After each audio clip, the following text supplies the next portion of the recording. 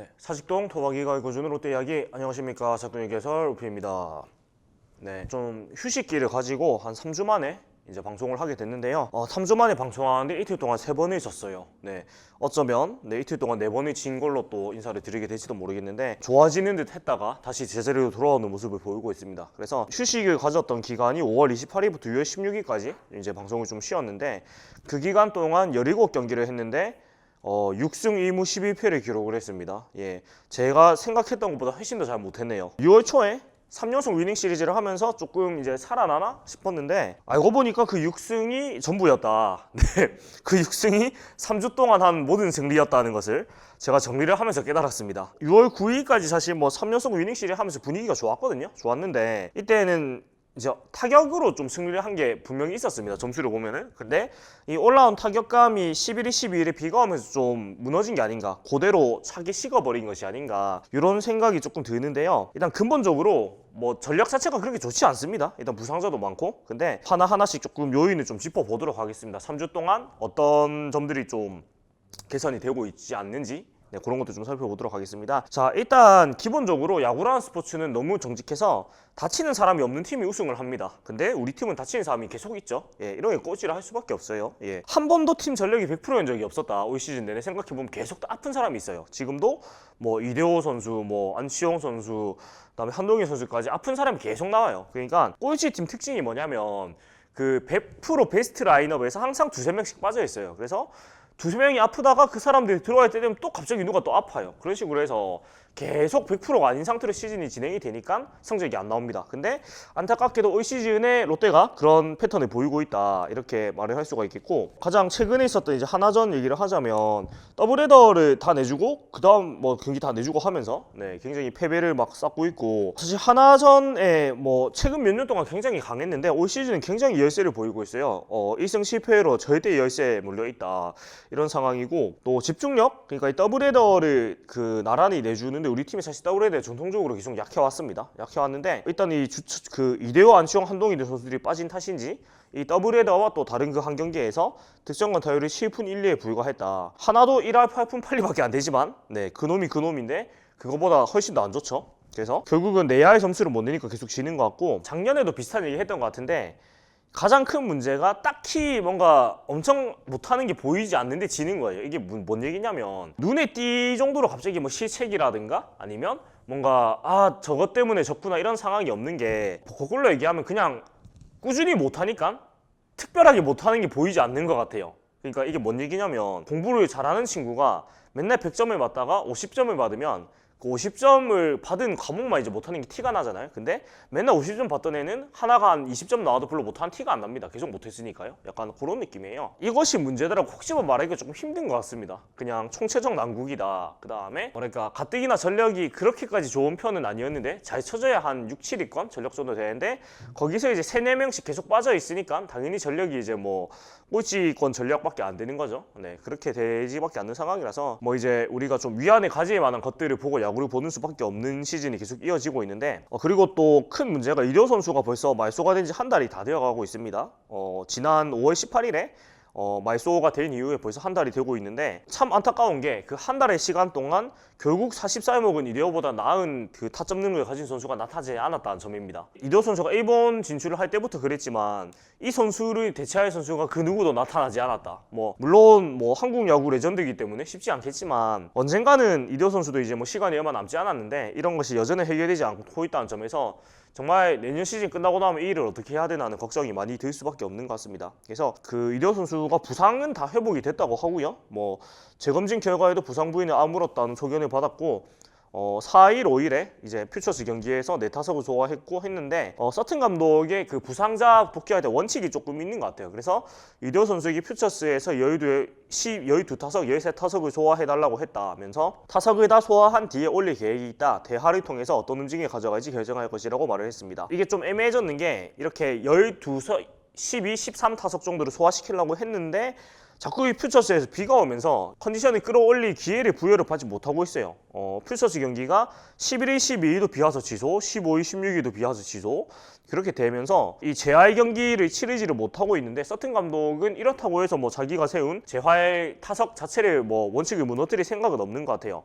서튼 감독은 이레오든 신인 선수는 3, 4주 공백이 생기면 충분한 재활을 거쳐야 한다면서 1군에 콜업되기 전에 이제 2군에서 타석 경기 수를 어느 정도 맞춰주는 게 맞다고 본다고 말을 했습니다. 이거에 대해서도 좀 사실 의견이 많은데, 2대5급 되는 선수가 사실은 퓨처스 경기가 의미가 없는 건 맞거든요.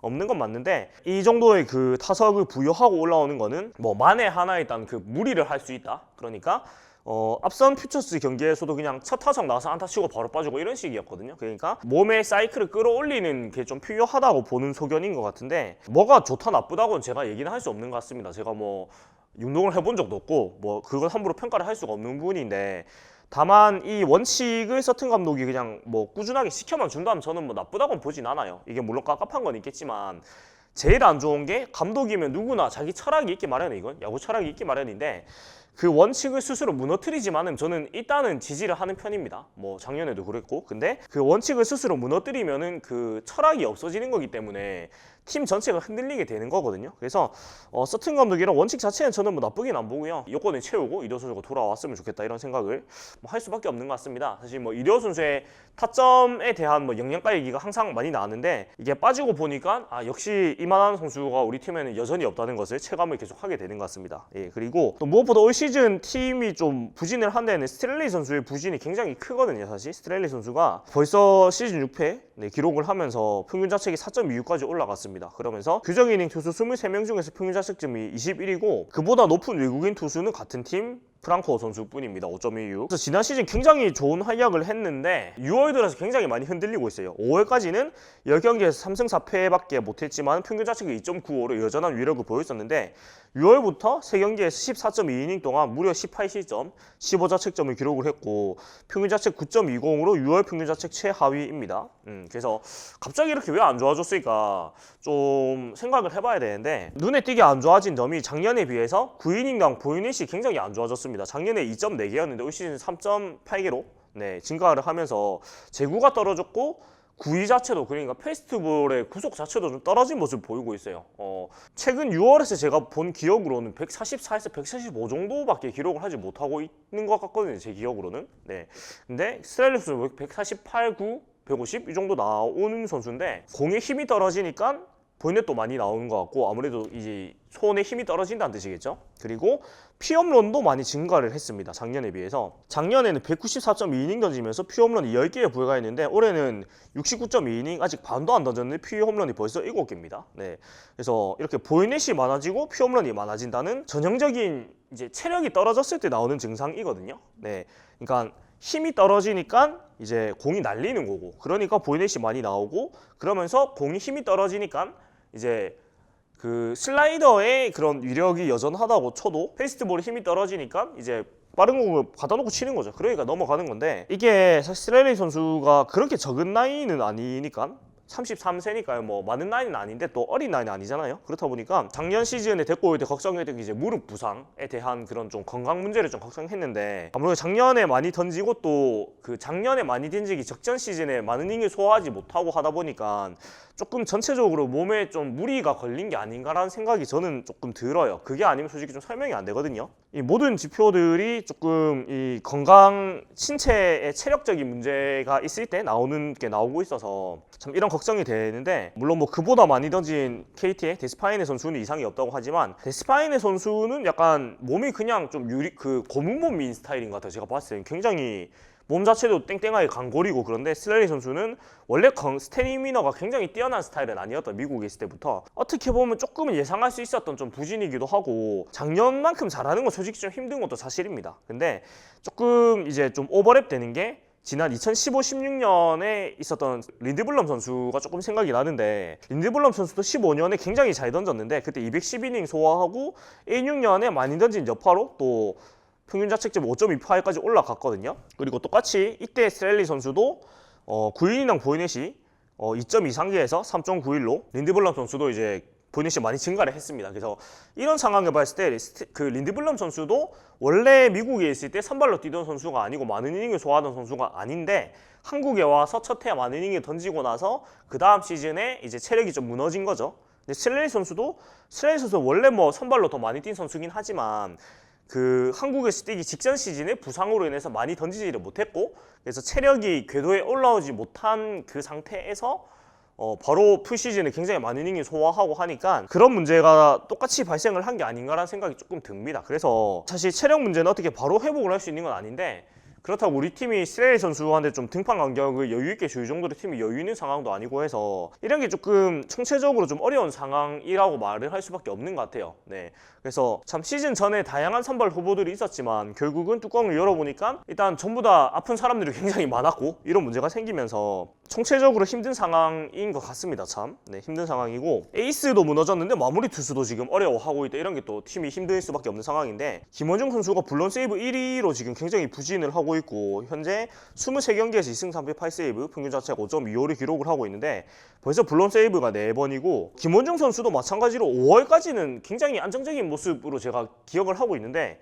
6월부터 굉장히 흔들리기 시작을 해가지고 굉장히 힘들어하고 있습니다. 그 13일 기아전에서 8대4로 앞선 상황에서 등판을 했는데 굉장히 스스로 그 패스트볼을 던지지 못하고 포크볼 위주의 투구를 하면서 좀 빠른 공에 자신감을 스스로 잃은 모습을 보였고, 이날 2사 만루까지 가서 터커 선수를 힘들게 잡아내긴 했는데 이 공도 잘 맞은 타구가 다행히 우익수 정면으로 가서 잡았지 사실은 게임이 터트릴 뻔했어요. 정말로 굉장히 위험한 그런 경기를 했는데 이 13일 기아전에서 투구수를 쏘주는 3개를 기록했는데 직구가 6개밖에 없었습니다. 그마저도 터커에게 3볼로 몰리니까 어쩔 수 없이 직구 3개를 연속으로 던졌고, 이때 직구 구속이 굉장히 안 나왔어요. 144, 145 이렇게 나왔거든요. 근데 사실 제가 거듭 말하지만 김원중 선수의 페스트볼은 굉장히 그 힘이 있는 구종입니다. 그래서 작년에도 그냥 가운데 때려 박았을 때 그런 자신감으로 투구를 했고 그랬을 때 실제로 페스트볼을 공략당해서 그렇게 막 무너진 경우는 잘 없었거든요. 근데 이런 자기 공에 대한 자신감을 너무 잃은 상태이다. 근데 이게 왜 그럴까 제가 좀 고민을 해보니까 조금 올 시즌에 불운이 조금 따르고 있는 것이 숫자로 나와요. 왜냐면 그 FIP라는 수치가 있습니다. 수비 무관 평균 자책점이라고 말 그대로 이제 수비 상황을 전부 다 고려하지 않고 정말 투수의 투구, 그러니까 삼진, 보이는 이런 걸로만 이제 능력치를 측정을 하는 건데, 그 수치가 작년엔 4.30이었는데 올해는 3.90이에요. 그러니까 그 수비 무관 평균 자책점 수치는 오히려 좋아졌는데 김문정 선수의 평균 자책점은 이제 많이 올라갔단 말이죠. 그러니까 이게 이제 본인의 능력 외적으로 수비의 실책이라든가 아니면 KT전에 있었던 그 고의 사구 사태라든가 아니면 이제 본인이 좀 받아들이기 어려워했던 그 8회 등판이라든가 이런 것들이 조금 겹치면서 조금 멘탈의 데미지를 받은 게 아닌가라는 생각이 조금 들어요. 이제 그런 게 쌓이다 보니까 마음이 좀 조급해지고 불안해진 게 아닌가라는 생각이 조금 들거든요. 능력적인 측면은 기록을 봤을 때는 그렇게 막 많이 달라지진 않았거든요. 지난 시즌에 59.1이닝 던지면서 삼진 57개, 보이넷 23개였는데 올 시즌은 24이닝 던지면서 삼진 21개, 보이넷 8개거든요. 그러니까 그렇게 나빠지지 않았어요. 우리가 체감하는 것만큼 엄청나게 나빠지진 않았고, 그 WAR 자체도 작년에 1.57을 기록했는데 올해 1.43이거든요. 근데 아직 시즌이 반을 아직 조금 돌지 않았으니까 전체적인 그 수치 자체는 그렇게 나빠지지 않았어요. 그러니까 작년이랑 비슷하거나 오히려 조금 더 나아진 수치를 이제 수치상으로 보이고 있는데, 결과가 좋지 않다는 거는 자신의 경기력 외적인 요인이 좀 많다고 좀 보이거든요. 그래서 또 큰 게 앞에 세던맨이 없어졌다는 거, 그게 좀 큰 것 같아요. 제가 봤을 때는. 그러니까 작년에는 구승민 선수가 앞에서 굉장히 든든하게 지켜줬고 올해도 이제 5월까지는 최준용 선수가 든든하게 앞을 막아주니까 본인이 좀 부담이 적었는데, 이게 또 시기가 겹치는 게 최준용 선수가 5월에 부상으로 이탈을 하면서부터 김훈 선수도 같이 무너지기 시작했거든요. 그래서 심리적인 문제, 그런 것들이 조금 영향을 끼치고 있는 것 같아서 조금은 여유를 주는 게 좀 필요하지 않나라는 생각이 사실 들어요, 저는. 그래서 이런 것들이 팀이 어려울 수밖에 없는 그런 상황들이다, 이렇게 얘기를 할 수밖에 없는 것 같고, 그리고 한동희 선수도 5월에 굉장히 안 좋다가 6월에 조금 회복이 되고 있었는데 하필 또 참 팀이 안 되려면 이렇게도 빠져요. 그러니까 그 땀 닦다가 이렇게 땀을 닦다가 이물질이 이제 눈에 있는 상태에서 닦아가지고 이제 각막에 좀 손상이 와서 이제 엔트리에 말 쏟아게 됐는데, 그러니까 팀이 안 풀리면 이렇게 참 팀이 안 풀려요.